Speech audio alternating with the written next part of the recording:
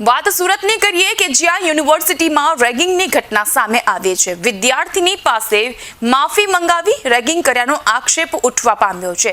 Ragging કરનારે VNSGOમાંથી કઢાવી મૂકવાની ધમકી આપી હતી।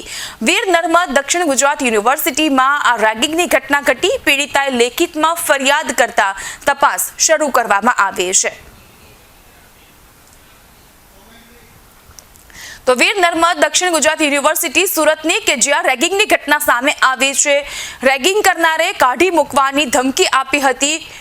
વિદ્યાર્થીને કઢાવી મૂકવામાં આવશે યુનિવર્સિટીમાં અને માફી પણ મંગાવવામાં આવી હતી। જો કે આ સમગ્ર મામલો સામે આવ્યા બાદ પીડિતા દ્વારા લેખિતમાં ફરિયાદ કરવામાં આવી હતી।